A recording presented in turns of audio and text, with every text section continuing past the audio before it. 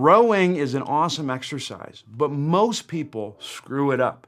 And these screw-ups not only limit your upper back gains, but can compromise the mobility gains that can be improved with rowing. In this video, we're gonna go over rowing biomechanics and how to properly perform it so you can maximize your mobility gains and get a massive upper back. To encourage upper back development with a row, I'm talking rhomboids, I'm talking traps, I'm talking the lats. We have to make sure that the scapula is the primary mover. Most of those muscles attach on the inner border or the bottom border of the scapula or shoulder blade. And so to work these muscles, we have to make sure that the shoulder blade glides backwards. This is called retraction. When we retract the scapula or the shoulder blade, this changes where relative airflow is going in the body. If I'm squeezing muscles on the back side, it's going to push more air towards the front. This increased front side expansion, which is called the pump handle,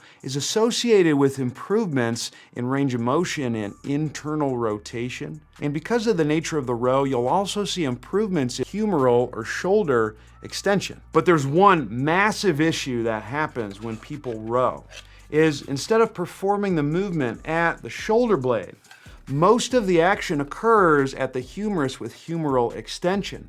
This is gonna limit your upper back gains because you're not working those upper back muscles as effectively. But that's not all. You're also going to impact the expansion that you can get in the rib cage. When I extend the humerus, the scapula tips anteriorly. When this happens, it actually causes a rounding through the thorax. Well, if you look at this thorax position, I can't expand the front of the chest. Go ahead and try and slouch and breathe in. You're gonna notice that how much air you can put in the front of your chest is limited. All because your rowing technique is whack. The first mistake isn't even during the row, it's with the support arm. If you notice when you're rowing that your upper body is sagging down, you gotta fix this.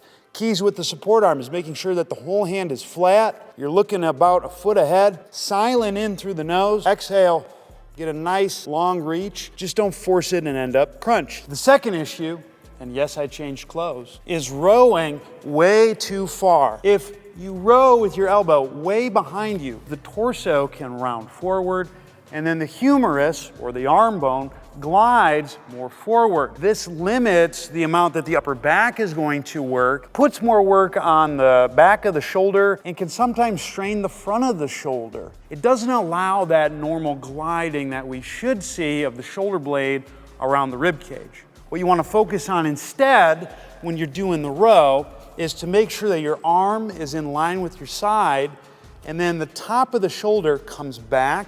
You're gonna use that strategy to get the shoulder blade moving around the rib cage. The third issue is arching the back. This is a problem because when you're arching the back, you're not working the upper back muscles as well as you could. Instead, you end up using the erector spinae, which are the long muscles that run from the back of your head all the way to your pelvis. This is limiting the gains you can get from a row. The fix with this is making sure you get that initial exhale and reach at the bottom of the row. This will put the lower rib cage in a position that will limit the arch. On the next exhale, you want to pull arms in line with the side and the shoulder blades come back. If you think about keeping your chest relatively parallel to the floor, you will do that no more. So if you see any issues with your rows, there's really three areas to focus on: head position, rib cage, and what you're doing with your shoulders. Make sure that your eyes are looking about a foot ahead or even straight down. Exhale